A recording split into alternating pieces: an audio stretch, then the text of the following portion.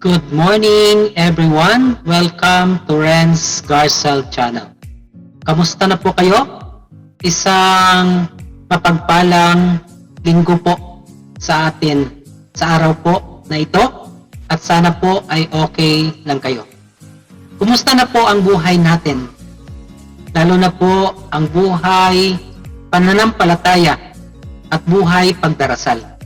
Ngayong araw po na ito ay matutunghayan natin at mapakinggan natin ang ating pagpapahalaga sa buhay pagdarasal at buhay pananampalataya po natin. Kaya sana po ay subaybayan natin at tapusin po natin ang maiksing video po na ito. Mahalaga po ang aking ibabahagi dahil ito po ay tungkol sa ating pagdarasal at tungkol sa kahalagahan ng pagrorosaryo. Kaya sana po ay patuloy niyong suportahan ang Renz Garcel Channel. Maiksing introduction po muna tayo.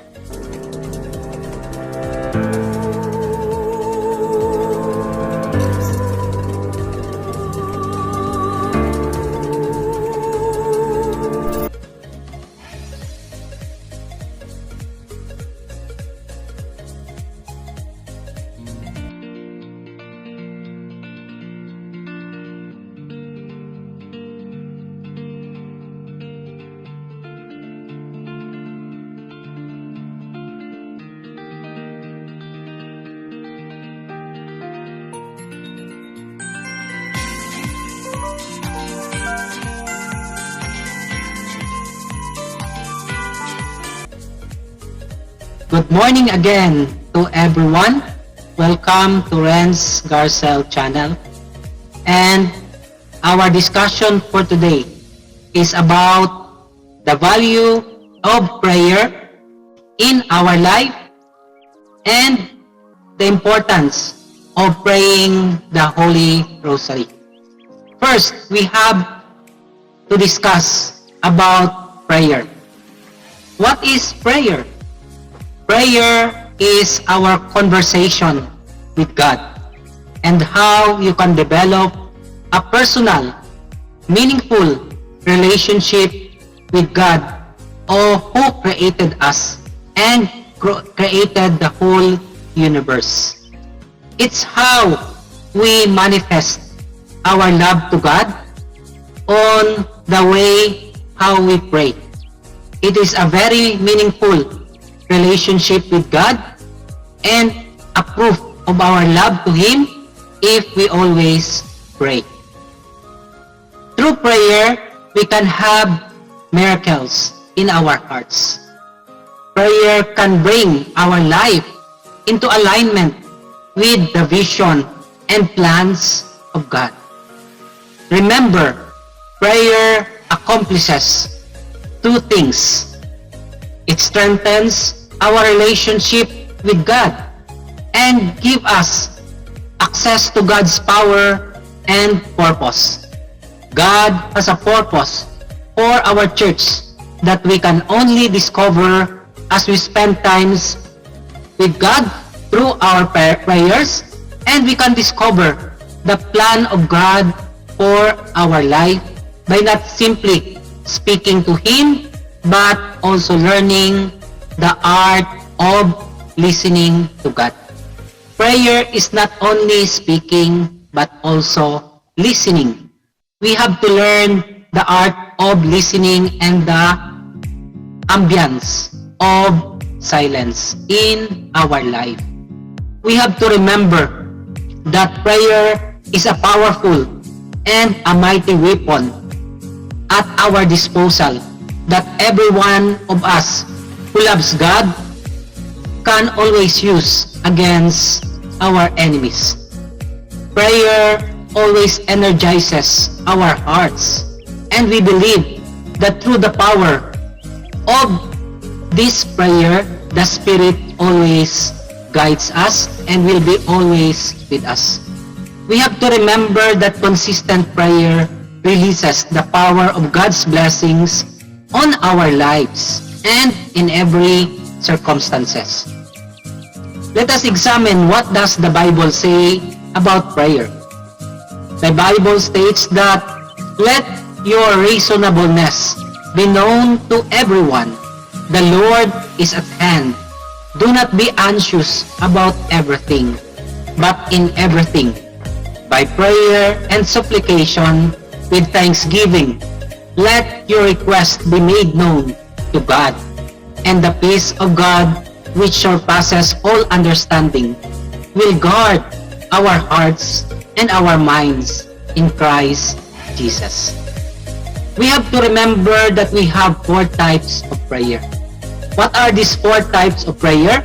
According to the tradition of the Catholic Church, it highlights 4 basic elements of Christian prayer. First is the prayer of adoration or blessing. Second is the prayer of contrition or repentance. Third is prayer of thanksgiving or gratitude. And lastly, the 4th, prayer of supplication or petition or the intercession. In short, it has an acronym of ACTS. A stands for adoration. C stands for contrition. P stands for thanksgiving. And S stands for supplication. Let us always remember that prayer strengthens us and lifts our spirit to God. Let us value prayer and make it a habit to pray the Holy Rosary, as I discussed the importance of the Holy Rosary as we celebrate this month of October, the month of the Holy Rosary. The value of prayer in our life and the importance of praying the Holy Rosary. According to the Catholic tradition, the Rosary was instituted by the Blessed Virgin Mary herself. In the 13th century, she is said to have appeared to Saint Dominic de Guzman, our founder, the founder of the Dominicans, given him a rosary and asked that Christians pray the Hail Mary, Our Father, and the Glory Be prayers instead of the Psalms. The rosary means crown of roses.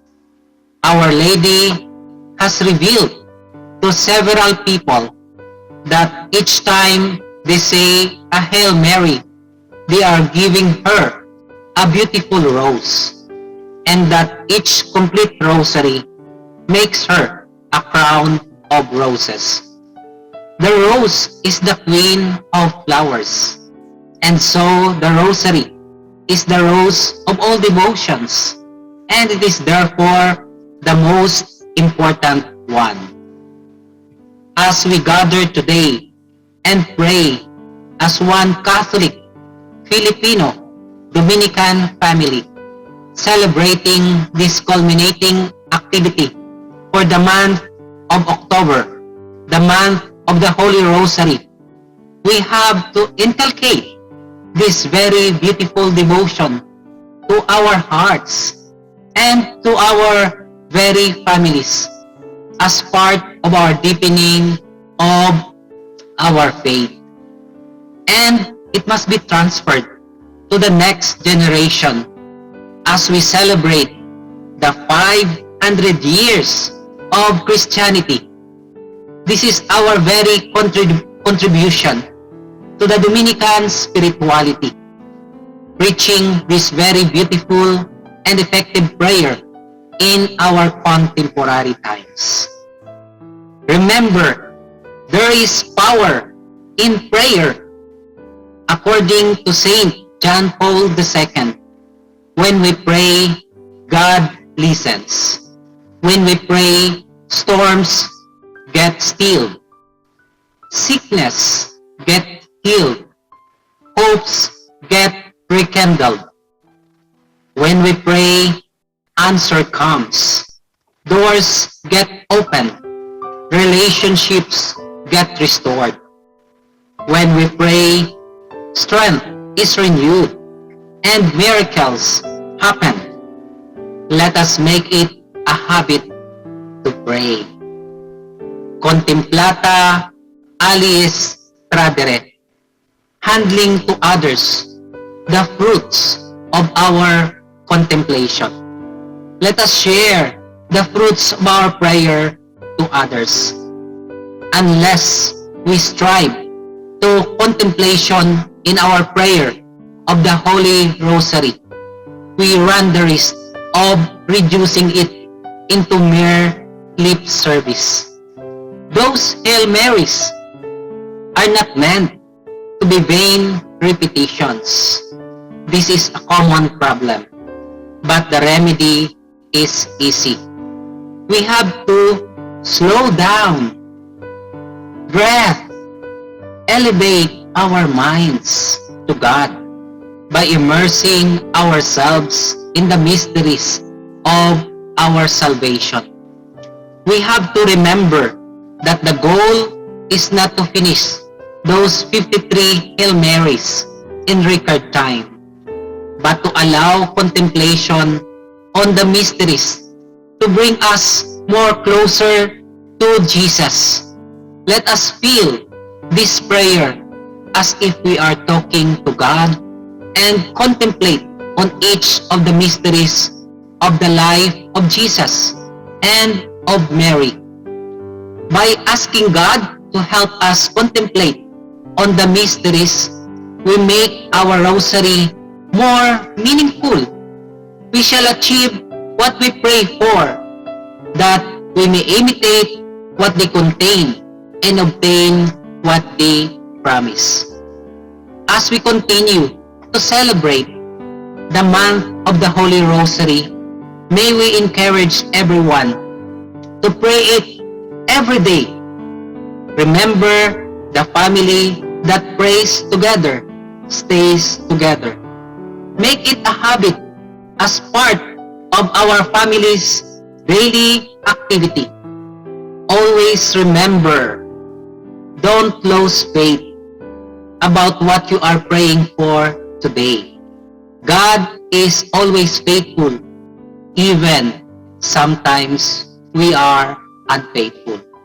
God will answer all our prayers, and all answers will come at the right time. Let us pray the Holy Rosary.